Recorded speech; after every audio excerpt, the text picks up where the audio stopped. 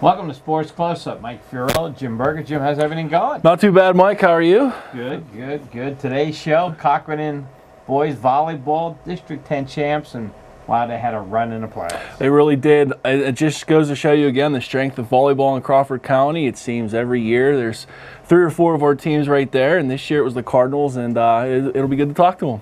Really good. We have 2 of their real stud players, Zach Wigton and Chase Hoffman. So let's get right to it. Let's go to Cochranton land and talk to the players.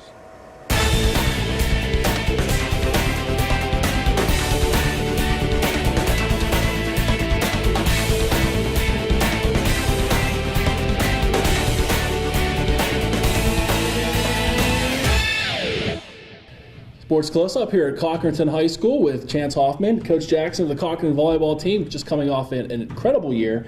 Made it to the state Final Four this year. Mike, happy to be here as always with you. Yeah, and we just let everybody know that Zach Wigton couldn't make it. He's working at this time. I heard ESPN one calling for him. Maybe so. Likely. Well, I guess, guys, we'll just start with it. Senior year, how does it feel to go out, with such a bang? It feels pretty good.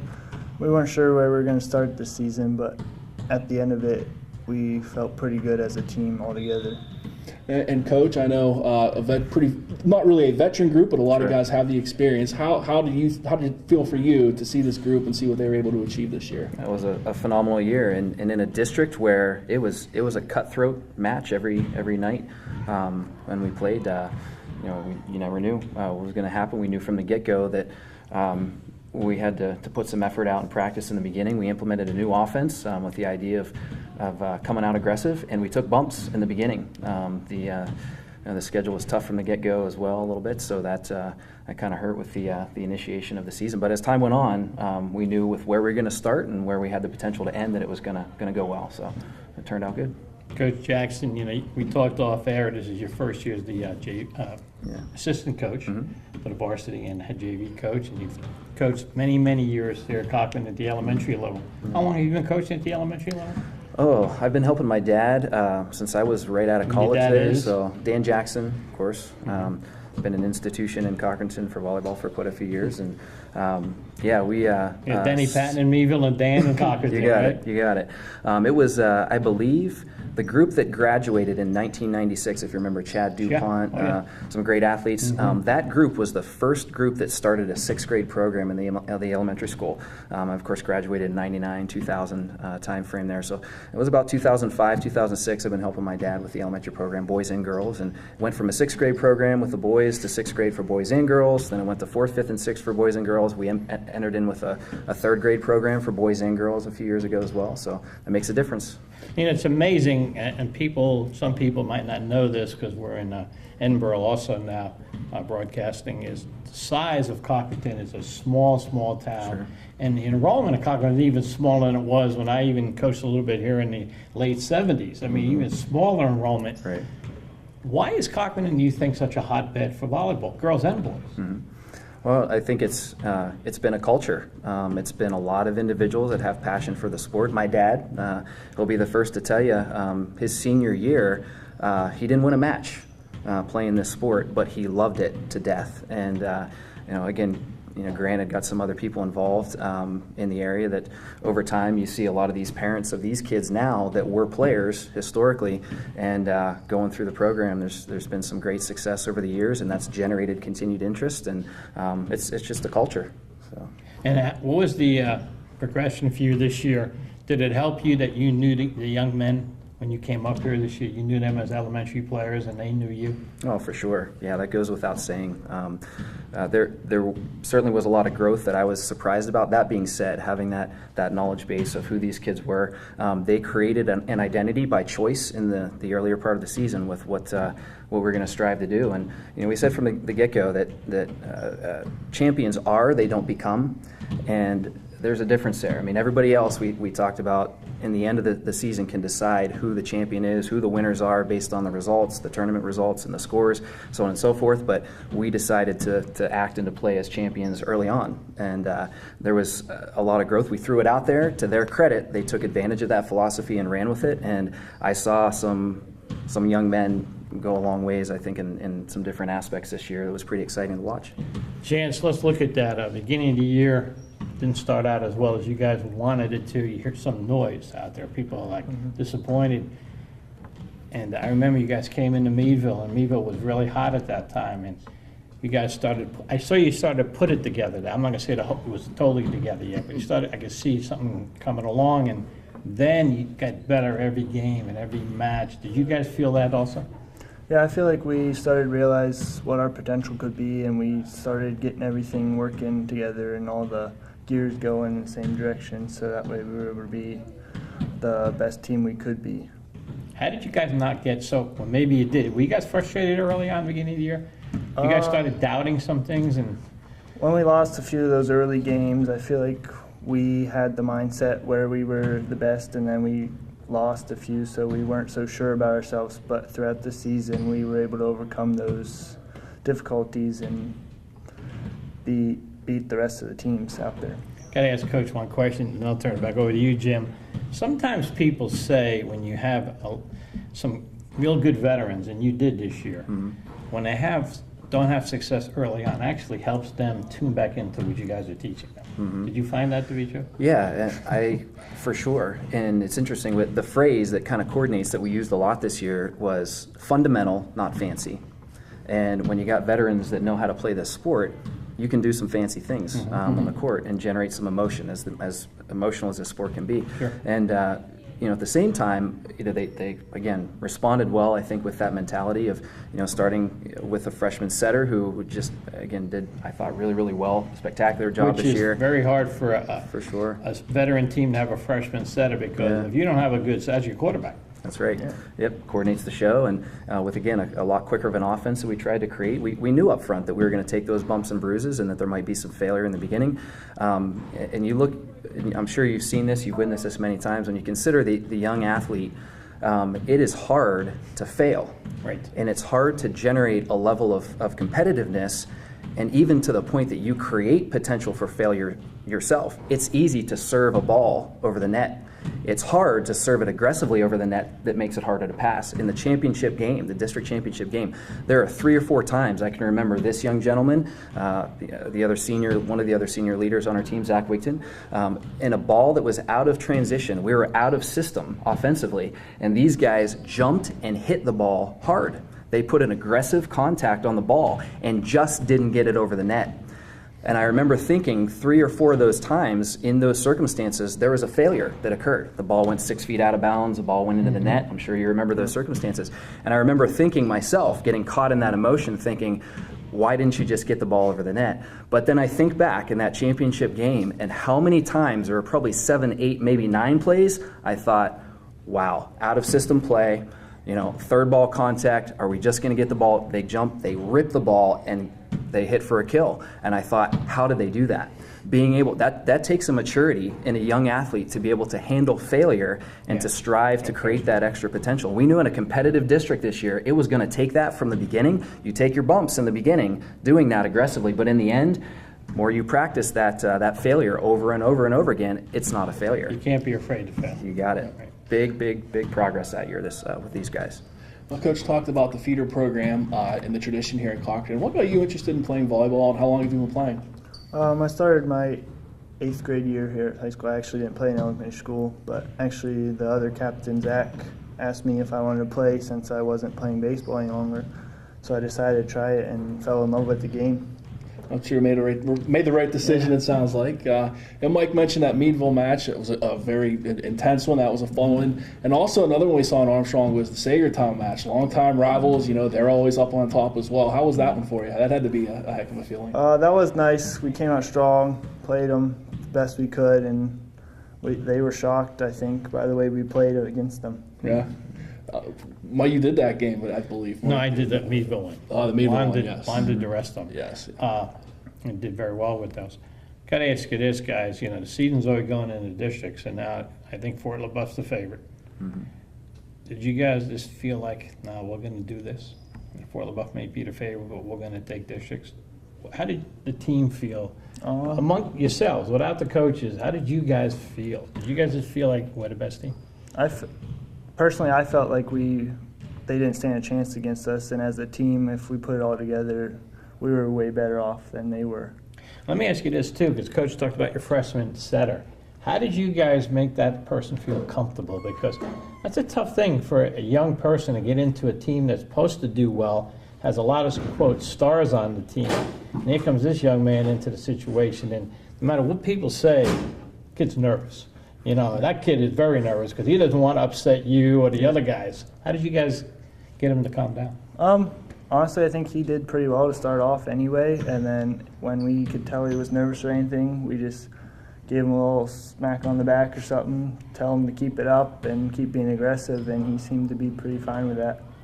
It sounds like you guys are pretty loose throughout the season. How did that benefit you coming out of districts then going into states? You came through a really strong district, probably one of the strongest in Pennsylvania, if not the strongest. Now, when you were going into the state playoffs, just kind of like we're playing with house money, let's just go with it? Yeah, I feel like that loose kind of fun play was our discipline play, honestly. Like how most teams are more serious towards playing the game. I feel like when we're loose and having fun with the game, we're more comfortable with what we're doing out there on the court. Yeah, and Coach, would you agree with that? You come out of the districts. What were the expectations coming out of that? Yeah, from the beginning, again, leading on into districts, it was a choice. To again put the carrot out there to say, hey, you can. This sport is such an emotional sport.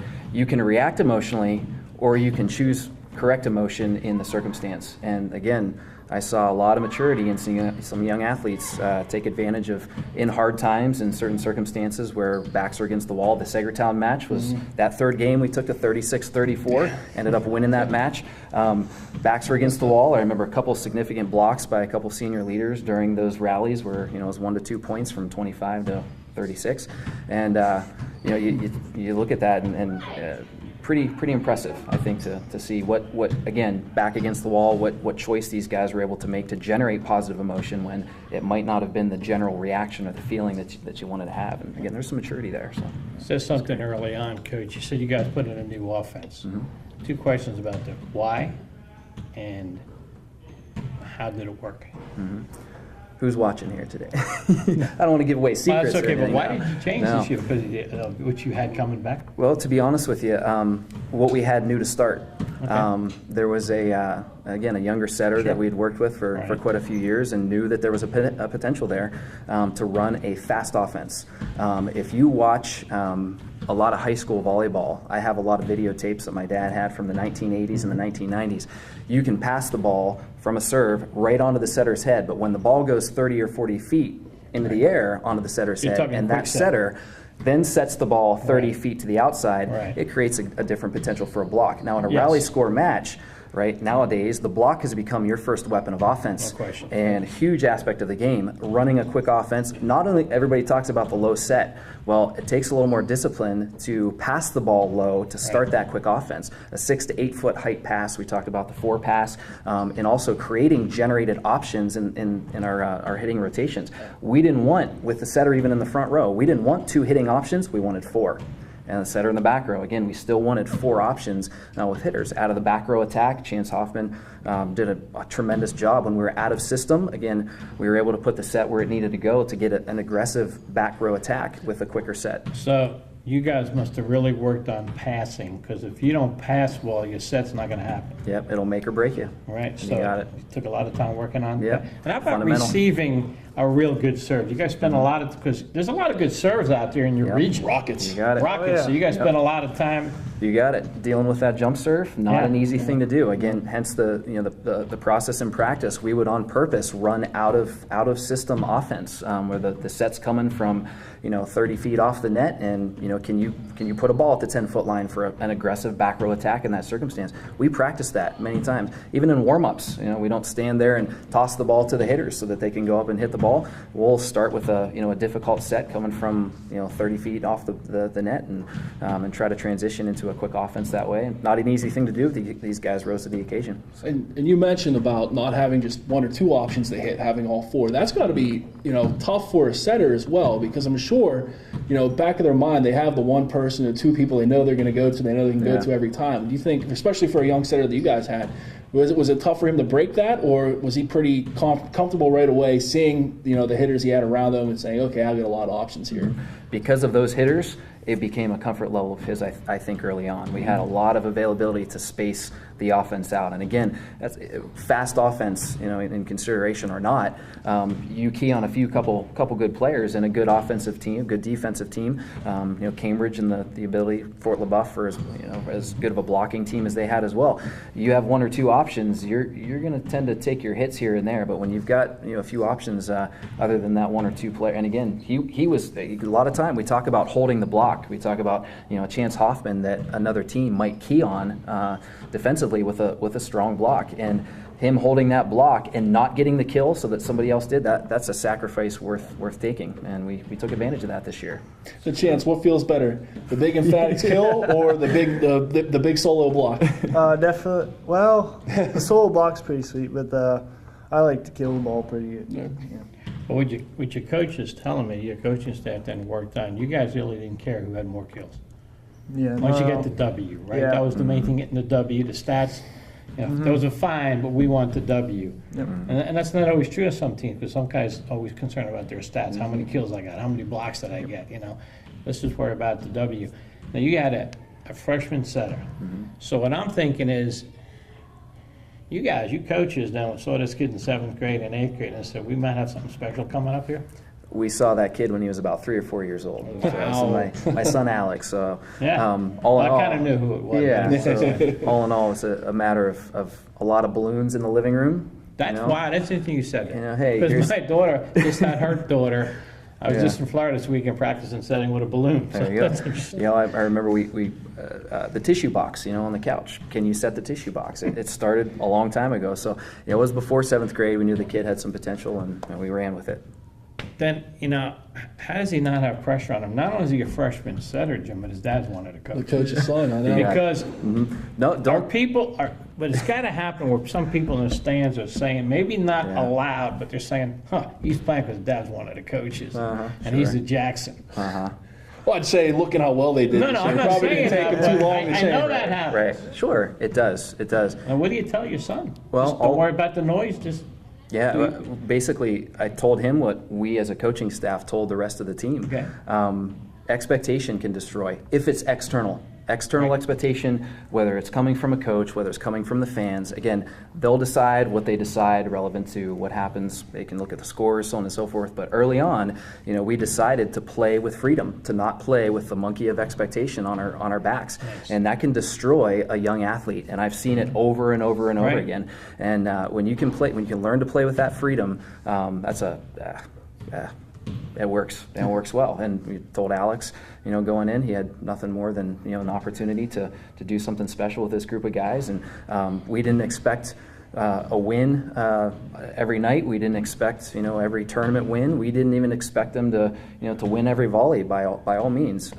We knew going in the beginning there that we were going to take our bumps and bruises along the way, and we needed to be okay with that and to be okay with the failure when it happened, and not to live based on others' expectation outside looking in. And we created an identity for ourselves and we stuck to it.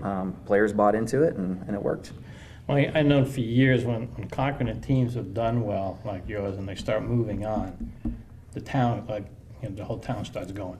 Not that the whole town isn't beginning, even more and more people jump on the bandwagon. Did you find that to be true when you went down to Slip Rock and so forth to play your there was playoff definitely games? a bigger crowd there. It's kind of neat though, right, that the town of Cochranton, how the people in Cochranton support their teams here. Yeah, I think that's And the other teams support each other. I'm sure the girls, a lot of the girls were at your games all the time. That's a huge benefactor too, though. It helps us keep going, want us to play better and win the next games, keep pushing through. Now, what do you want to do now that you're graduating? What's your plans? I'm actually going to Teal to play volleyball, and I'm going to Nice. major in business administration, sports management. Awesome. Not too far away. Nope. Get to come home. Your friends get to go see you play. That's awesome. Congratulations. Cochranton veteran as a coach at Teal, and Adam Roach. Okay. Pretty special That's right. connection there. Yeah. So. And it's got to probably mean a lot for the program when you see some of your players go on and play at the Pretty next special, level, right? very, very special. And even again, District 10 volleyball. I played for Coach Ryan Patton, Yeah. Denny's son at Juniata, for a yes. few years there, Yeah. and it's pretty neat to see District 10 volleyball and how it expands and where it In spreads. fact, my neighbor played there too, Ben Wolf. A Yeah. few years behind me, Yeah. absolutely great athlete. And Worley. Yeah. Matt was there too. But You got District it. 10 has a lot of good volleyball, though. What makes question. District 10 volleyball so good, the coaches? Well, I think there's, looking back, you hear stories from Denny Patton, about the old YMCA Right, leagues right. and what that guy did for Northwestern PA volleyball. It'd be a great interview for your fans. We sometime. did. We interviewed him. Did you talk to him? Oh, yeah, we interviewed Yeah. him and his son, and Yeah. his daughter couldn't make it. Right. He was also a great volleyball player. Yeah, and I think on the boys and the girls side around here, there's camaraderie amongst the coaches. I think Coach Savitsky mentioned that before the season even started. You did that great interview with him and Coach Welker. I think there's a lot of that camaraderie amongst the coaches, and you see the Tool City programs and the Flash programs on the girls' side and the club program. All these coaches coming together this time of year to put something special together with volleyball in Northwestern PA. Continue through the summer after the regular seasons, and I think the coaches, have a lot to do with the passion for the sport and creating some incentive for younger players to come out now that they're implementing programs in the elementary level and creating opportunities for tournaments at the elementary level, and it's been great. But you have to have people willing, like your dad yourself, to put all that time in, because a lot of Sure. time is involved. You talk about weekends Oh, yeah. and going places and traveling, Sure. and then parents have to invest money Yeah. into sending their kids. But it's a great sport. No question. Let's look at this too. Where are you going to be next year now when you look at your team? You're losing a couple of key members of your team. For sure. We've got some guys in line that are going to step up. No question in my mind. We're going to be competitive next year again in a very, very competitive district. Right. So no guarantees, but we're going to pick up on some momentum that we took off these guys this year and move on. And you have an alumnus starting to build up the cash program. And You got Brian it. Ford You got it. got the job at Cash, and this was Yeah. his first year. And I know he's excited. He just started an elementary program out there, Yep, doing a great job. which is good, right? The more teams that are competitive makes the region even better. It's good for each team. No question about it. Yep, raises the level of play. Again, I told you about the videos we have Right. at home on the old VHS tapes, just watching those matches and how volleyball has developed. Do you like the players have gone. Let's talk about that. Do you like Yeah. the rally scoring back to the old days? They didn't have it. It's changed the game quite a bit. And I got a joke because I told Coach Welker I was gonna mention this and have to correct the comment there. That Cambridge game back, he mentioned when you asked him this Right. question about that Cambridge match, it would have been 1997, would have been my sophomore year, and we lost that game in that winner's bracket final game to Cambridge.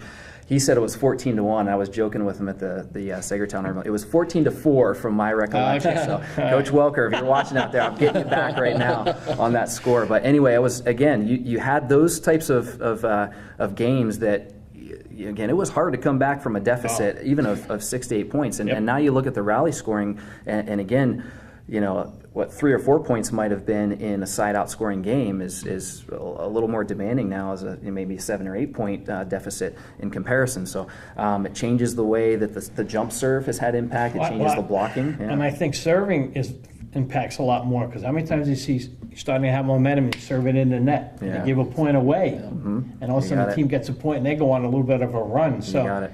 how much time do you guys spend practicing serving? You tell him. Well, after beginning of practice, we serve. We start serving A lot for of probably time. about 10-15 minutes. Is anybody allowed to jump serve, or do you guys decide, okay, you can jump serve, you can't be able to master it yet? That's a good question, and all in all, there's some incentive in the beginning to allow that freedom to occur for players to go out and to try to jump serve. As aggressive as a weapon as it is, it takes some fine tuning to really foster the ability to do it effectively. And interestingly enough, you mentioned that we actually really sat down and looked at our particular rotations amongst the varsity team and determined if we're going to put an aggressive serve out there with a jump serve behind the line, we actually looked at numbers to determine how aggressive we could be with those possible failures that may occur. Are you going to have 2 jump servers, that are going to aggressively jump serve, versus 3? There's more of a potential, of course, with an aggressive jump serve done the right way to have a failure occur, to have a ball in the net, to lose that point. It took a little fine tuning and some looking at some numbers to determine, hey, we're going to have, maybe a little more conservative serve from this particular gentleman as as compared to some others on the team. That was a big part of what led to, I think, some involvement with the efficiency of our offense in certain ways, because, again, we had certain rotations that were better than others. I looked at point differential throughout the whole season by rotation, and it was very interesting. Because coaching has come a long way in volleyball. What you used to, you just throw the kids out and you might encourage them to get the ball over the net. Now there's a computer. Now you got the computer, you got statistics, you got, Exactly. And also, too, you're scouting for sure more than people did before. And I was going to say, with the serving as well, people may scout you, oh, he's a heavy jump server, but then you come and you do the regular conservative serve. I'm sure you factor that in as well. Have the options as well in certain circumstances. Yeah, depending on the defense and the receiving rotation on the opposite side of the net. That changed our mentality going into a certain game, here and there. And tell us about when kids are ready to serve and they look over at the bench. What's really going on there with the signals? I mean, you guys really telling them what to do, or is that just? Explain that to the fans. Yeah, sure. In some cases, we'll give them serving positions. Sometimes it's a sign, again, relative to the type of serve. Do we want a jump float? Do we want a standard serve, or do we want a jump serve? Depending on the nature of what goes on through a match versus maybe even scouting before the match, there's sometimes certain players on the receiving end that we'll target, that we know we can take advantage of in certain situations. They have a hard time accepting the serve, or you got it. And we'll even change sometimes the rotation going into a game in a match after a previous game, because we know we may be able to take advantage of some of those matchups on the serving and the receiving end. So there's a lot to it, but.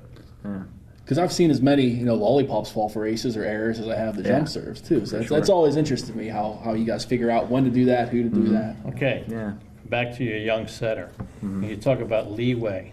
Did the young man have some leeway where sometimes a setter might see an opening and just knock it right back down instead of set? You know what I'm talking about. Oh, absolutely. And how did they read that? Because I remember my daughter learned how to read that. That takes a little bit of reading. Yeah, it does.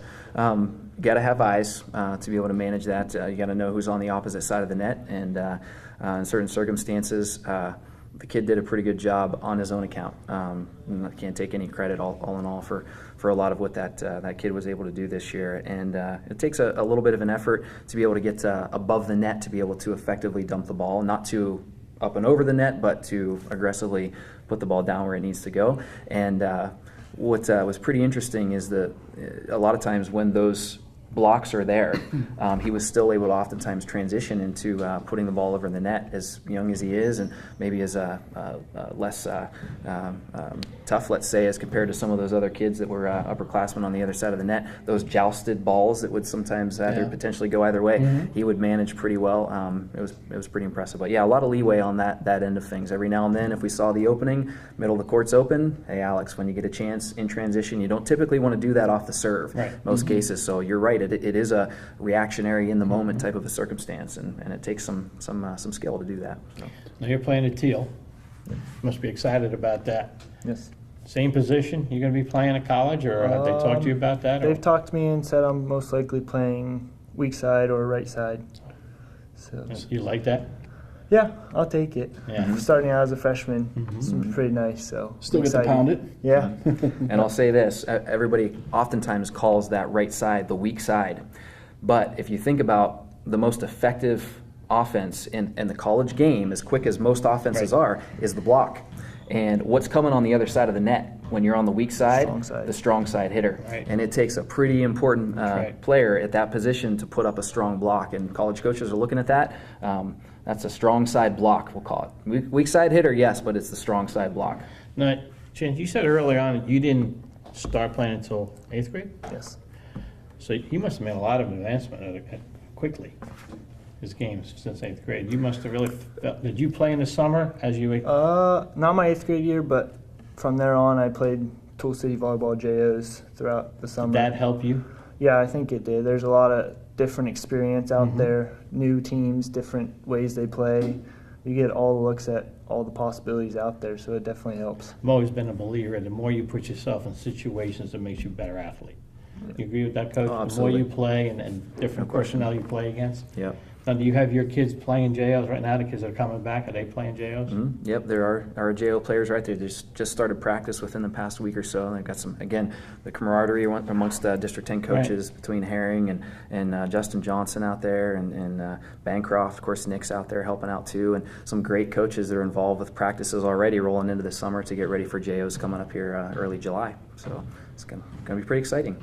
It is. And, you know, we have some good college teams in the show. You mentioned Juniata. Penn State is a pretty good team in itself in this No question, Pennsylvania girls and boys. No question. Really good program. So, Yeah.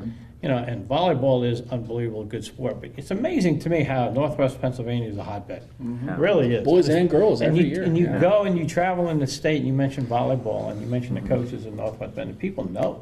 For sure. You know, it's not like, I mean, it's, I'm sure when you guys went into the state playoffs this year, you know, you mentioned the district you were in, you won District 10 and region, and they go, oh, yeah, we know about you guys. Now you got to the Final Four. Tell us about the final match in the Final Four when you got there. We knew we had our hands full for sure. You guys played against? Beaver County Christian, I think it was. Yeah. We knew they were a strong team altogether. I don't think we were expecting their defense to be as good as it was.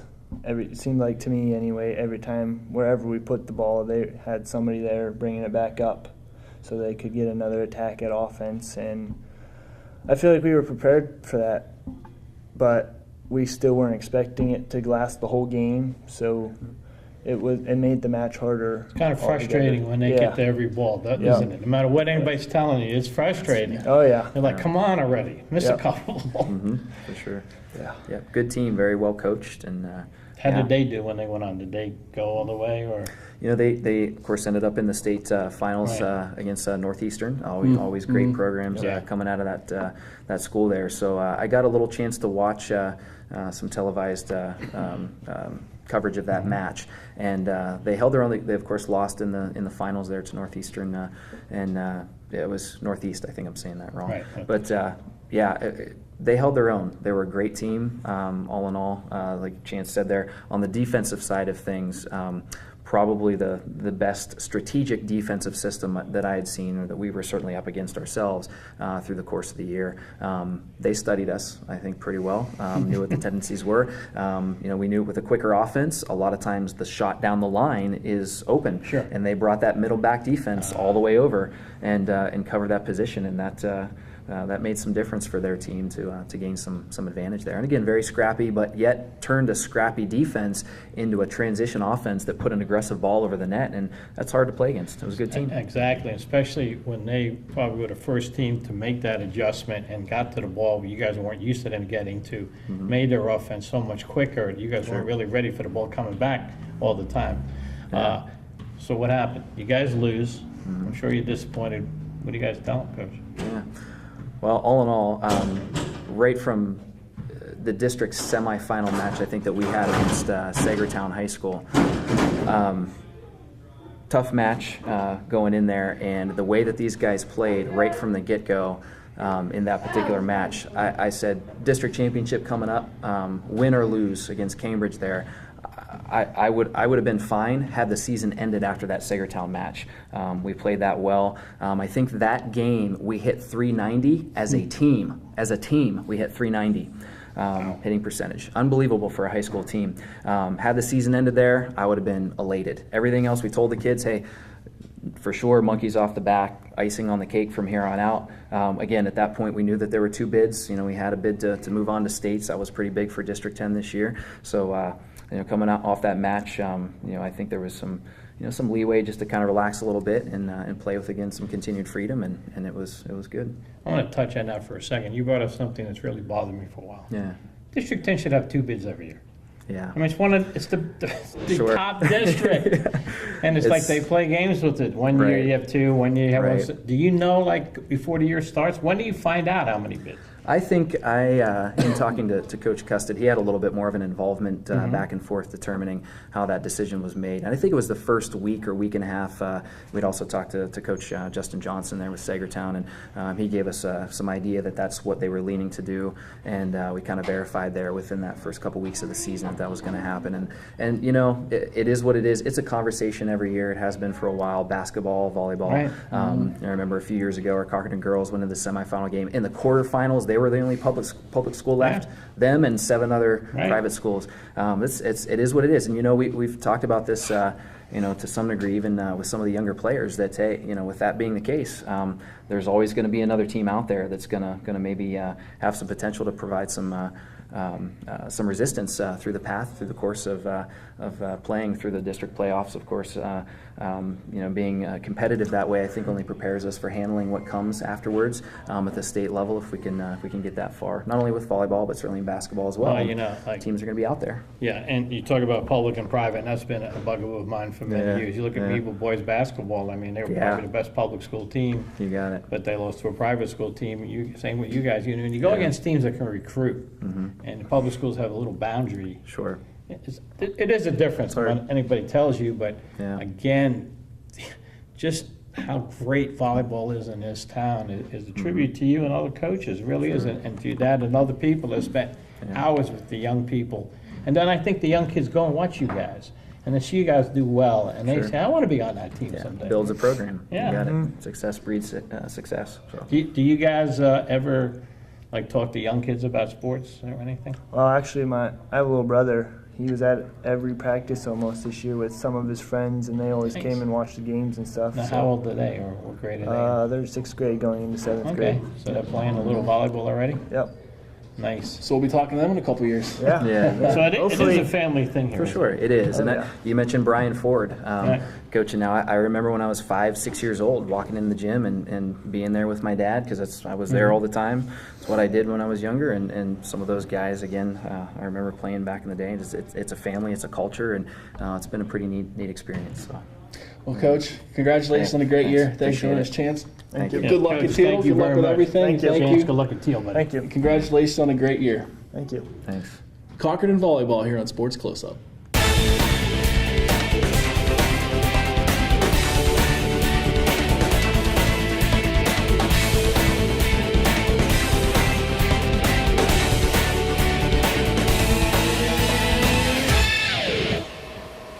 Just a great interview with those young men. It was always a pleasure to go out to Cochranton and talk about the great year that they've had, and really the great tradition that they have with volleyball. And they really do, boys and girls program for such a small school, Jim. You know, and this year Cochranton kind of had a bullseye on its back. They were a preseason favorite. They got off to a slow start, but boy, they came on like gangbusters. They did, and you know, talking about the small school, the way the volleyball works in Pennsylvania, especially around here, they're playing the bigger schools. You know, they're playing the Meadvilles, they're playing a lot of those teams in the region, and for them to come out like they did, and I think that you know, the bigger schools that they play early on, that had to really help them throughout their playoff run. They're going against the more smaller schools that they did, and yeah, it was just great to see what they did, and I'm sure that they'll be back and loaded for bear again next year.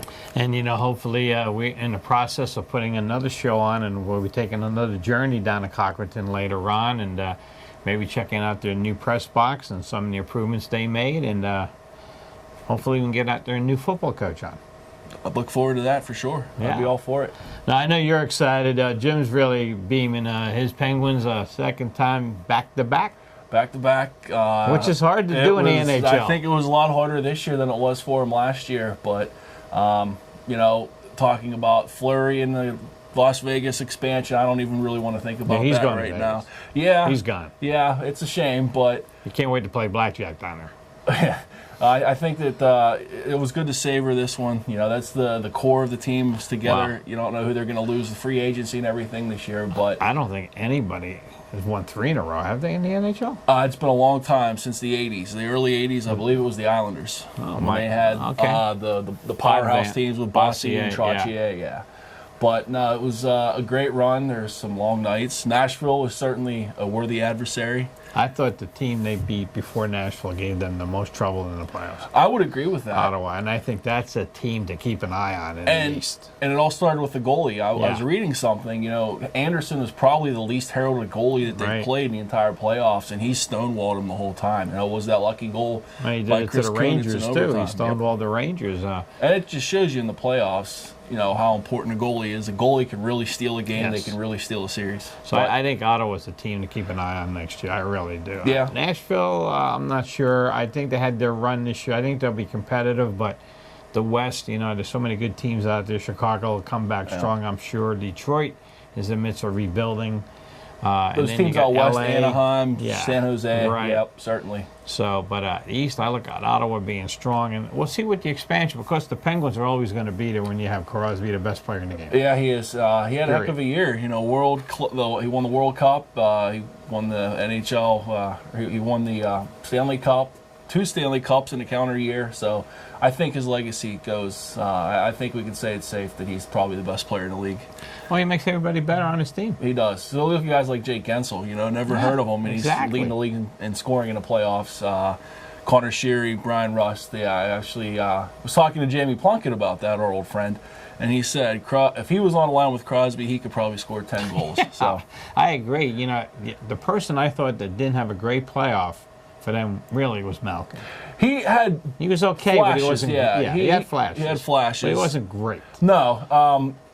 Kessel also was pretty quiet, I thought, He was. especially for the second half of the playoffs. Yes. Hey, but they won. And that young kid you mentioned, he Gensel came on. awesome. Boy, and he's going to be a nice player for the future for them. I agree. Patrick Hornquist had a great series. The young man that does commercials. For Ian Cole, our friend. Yeah. He had a great played series. Played with a broken rib the last round. That's what I heard. But what a great series he had in the last round. He really did. Especially, they were talking about how banged up the Penguins' defense is, their subpar blue line, et cetera, and I thought that they showed up. He led the way, for sure, Ian Cole. I thought it was the key for them in the whole playoffs was the way Sullivan changed his lines at the right time. What a great coach he's turned out to be. Oh, yeah. He hasn't made a wrong decision, it seems. No. Every button he pushes, you can see he has the pulse of the team. They listen to him. Yeah. They respect him. And with a team with so many superstars like that, I'm sure, look at some of the other sports, you don't see a coach managing a team the way that he does and have so much success. I'm surprised he wasn't in the conversation for Coach of the Year. I think it's ridiculous. And especially in the situation he was put in last year. right. And he went to the Stanley Cup 1, and this year back-to-back with the injuries they had. And you talk about a team that actually played through injuries. Nobody had more injuries than the Penguins. No, well, I forgot the name or the number that I saw. Yeah. It was something ridiculous. It's saying like 23 guys missed at least 5 games this year or something like that. I mean, it's insane. And then everyone they plugged in from the lineup from minor leagues, from spring, Wilkes-Barre came up, and they were fine. You couldn't even tell that they were rookies. But that tells you, I don't know who's coaching their team down there, but whoever it is doing a great job because he has them ready every time they call somebody. He does, and you can see that there's a systemic way that they practice. It seems like the Wilkes-Barre guys have the same system as the Pittsburgh guys, and you kind of drill it in from the bottom, and that's the way to do it in any sport like that. No question. And what about the parade? What a crowd! It was. I wish I could have gone down there. I watched it on TV at work. I hope my boss isn't watching. You probably got a better view. Yeah, you're right. Well, my brother actually went down, Did he? And he was up right along the front lines. He took some pictures. It was pretty cool. But I was at the one in 2009, and it's pretty cool. But to see all those people packing, hanging out in the parking garages and everything like that. And then Crosby brought the cup to the Pirate game, and people were getting pictures with him around the cup. I thought that was pretty neat. That was cool, yeah. You never know where you're going to see the cup in the summertime, it seems like. I actually saw a really cool Maybe piece. it'll come up in Meadville. Ian Cole. That'd be cool. Oh, we can talk to him. That's I'm sure right. he knows us. He's got to remember us, That's right. But I saw something really cool. The Penguins equipment manager actually took the cup. There's a sports writer in Pittsburgh, Colin Dunlop.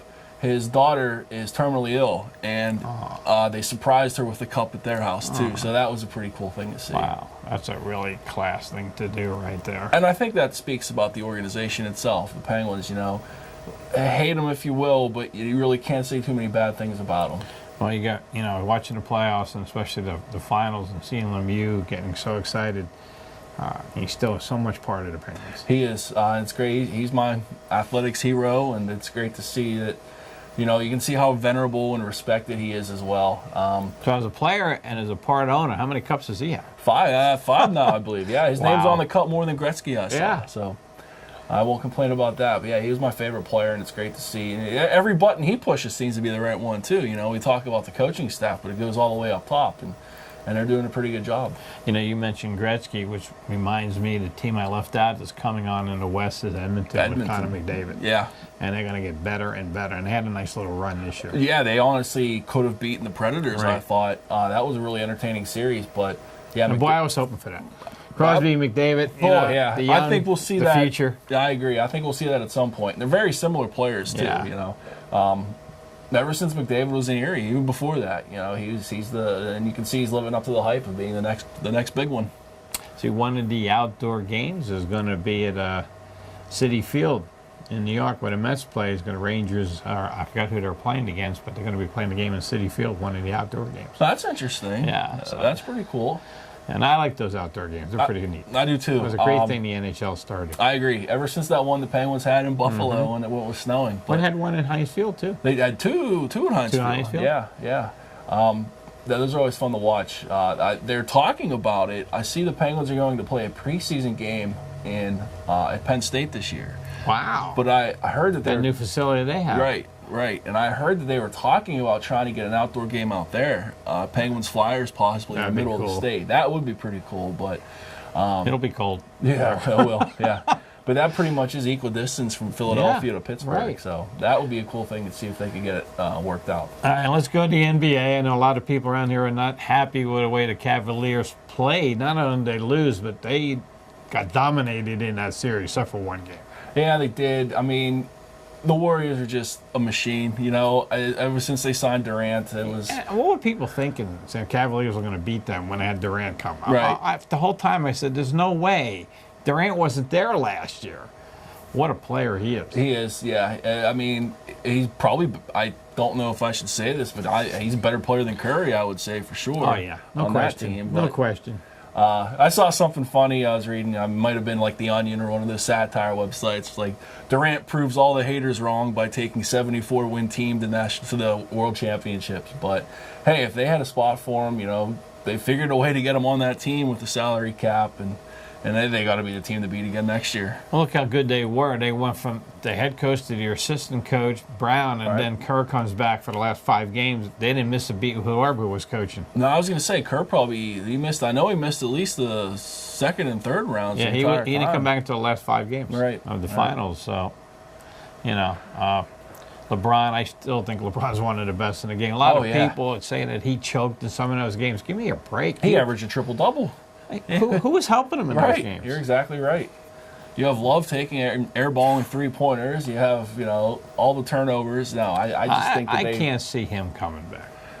Love. I mean, it looks like to me he hasn't played as well as he did before he got there. I don't think he's playing free. I think Right. he's worrying about not shooting well in the game. I agree. You know, I think and a lot of pressure on him now. Yeah. He probably hears the critics like us, but yeah, I mean, he knows it's LeBron's team, and you Yeah. can see it very tentative, and that's not the way to play. Now, there's some rumors out there they might be going after some players. Well, if they get a GM at the time of Wow, our huh? taping, their general manager Gilbert up and left the team, so I'm not sure Did what he that leave was all or get about. fired? Was it either way you look at it? They decided not to renew his contract. I think was the way that. I don't think he'll be out of work said it. long. I don't think so either. But you know, it goes to show. Maybe I'll come to New York. We can use the GM. Phil Jackson can leave anytime. But I mean, Talk about a team in disarray. yeah, My God. yeah. Is Carmelo still going to be around? What's his deal? I don't know. You hear so much about they want to get rid of him. Does but Carmelo like playing on a losing team? Seems like it doesn't. I think he likes to be. Yeah, he likes being in New York, and he likes shooting the ball Doesn't 30 care if he times ever a gets to game. the. Yeah, it Yep. doesn't seem like he wants to win a championship. Yep, I agree. Because Because even when he was at Denver, his teams weren't very good. no. And I know last year LeBron was making some inquiries about him coming to Cleveland, and he kind of said nothing. I would have said, okay, let's go. To win, yeah. Like Durant did. I mean, it would be a pretty similar situation. Now, taking a step back next year in the East, it's not going to be a cakewalk for the Cavs anymore. I don't think so. You got the Celtics coming up. Celtics are Yep. really coming up. Yep. And how about them trading their first pick to Philly Philly gets the first pick in the draft. Now the Celtics get the third pick. It's not a bad move. I mean, Philly, it's interesting. You know, they're doing this the process. I mean, is it going to pay off for them? They got a lot of first picks on that. They really do. But they showed a lot of promise. But, you know, it happened in the NHL, too, with Edmonton, actually. Right, I think they've had a top 3 pick for 7 straight years. Except and they for never this year. did anything. Yeah, this is the first year they did anything. You know, how long will it take in the NBA for Philly to see this pan out? I don't know. That will be interesting. But, yeah, I think the Celtics are going to be right there. Another team, it seems like the Pacers are always going to be right there now. I was just going to say, Indiana's trying to restructure their team, and I think the Milwaukee Bucks are a team that'll watch out for it, too. Yeah. I wouldn't. They got a lot of young talent there, and they improved this year as far as number of wins, and I think they'll be good. And Cavs, they got some people that are getting old. They do, and you never know. You know, how long can they keep this team together? You already see the rumors about LeBron. You know, where's he going to go now? Where's his next decision going to be? So. It's interesting to see what's going on there, especially with the GM situation, the salary cap situation. I'm sure they're going to be pushed right up against it. So, at the time we're taping here too, there's some people out there saying that talk about a team that's in disarray is the team that I follow as a kid is the New York Knicks. My God, one of the premier franchises at one time, Jim, has hit rock bottom again, and you know, Phil Jackson really hasn't turned anything around. Every time they make a draft pick, nothing comes out of it. It's sad. It's really sad. Yeah, it really is. How long is he going to want to be around? How long are they going to keep him around? Carmelo, Yeah.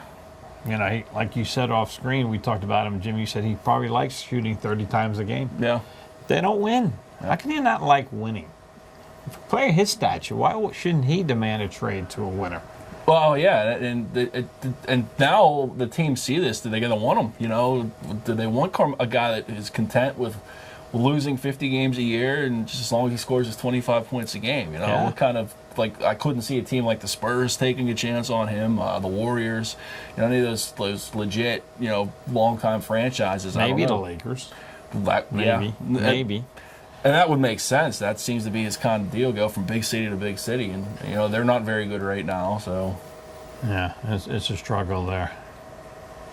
You have a couple shout-outs there? We do. A lot of very successful high school seasons this year. You know, we had Cochranton Volleyball on.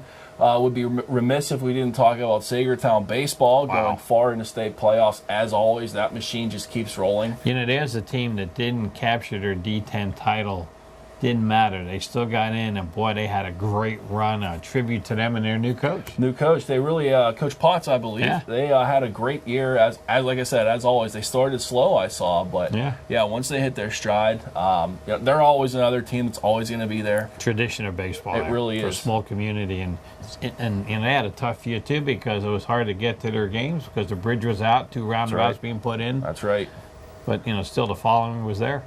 Another good baseball team from the area, Jamestown. Yes. Another small school who made a heck of a run.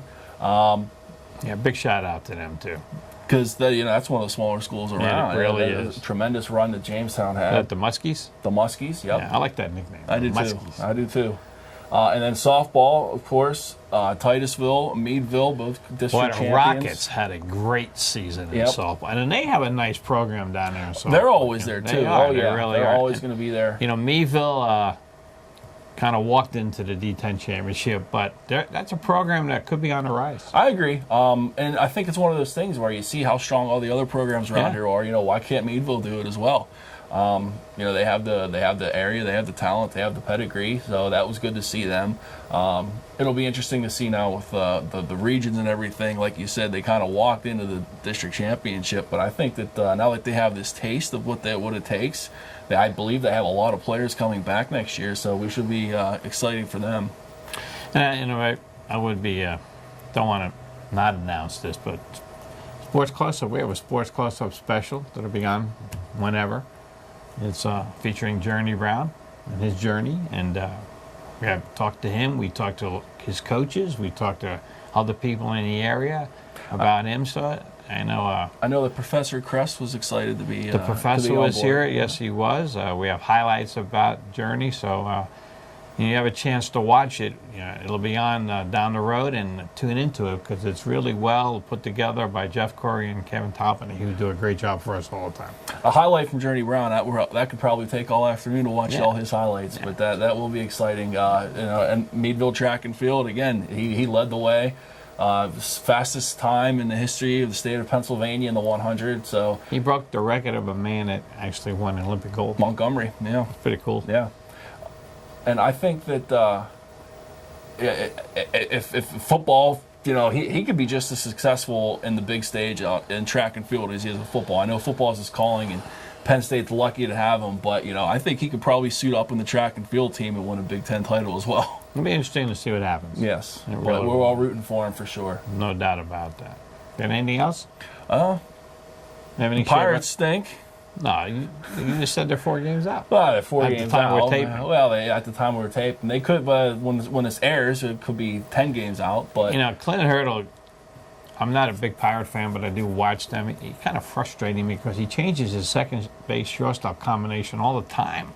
I think it's at the point now where he's kind of beating his head up against the wall. He has no talent to work with for the most part, especially with Jung Ho Gung out now. What about his outfield? Pretty good. Now they are. Well, no Marte. If he came back, you never know what would happen with him. I like Frazier. I don't know what's going to happen. I like Frazier a lot. What's going to happen to Frazier when Marte comes up? I think if the Pirates are out of it, does McCutcheon have a no-trade clause? I don't think so. Then I think you see him getting traded in August to a contender. I really do. That wants a player of his caliber. Well, especially now that he's back to 2014. That's what I mean. And you could probably get a good prospect or a couple of them for him. Hopefully, yeah. Because I know that's what kind of, in the winter, that's what held the deal up with the Nationals, I think. Right. The Nationals, they're going to be looking for a relief pitcher. Yeah. They got no bullpen. None. They lost a couple of games recently, and they had big leads. Dusty Baker says he doesn't know what to do. He goes, I don't know who to put in. Or for a manager to say that, what does that tell you about confidence? Well, it's a good thing they're scoring 6-7 runs a game. But when you get in the playoffs, he knows that's not going to happen. You're right. You face Kershaw and those pitchers, he needs bullpen help. Where does he get it? I don't see anybody trading a bullpen. I agree. And all the dependable closers are on the winning teams and aren't going to want to go anywhere. Right. All right, well, good show again today. I want to thank the people of Cochranton. For Jim Berger, this is Mike Puro saying see you next time on Sports Close.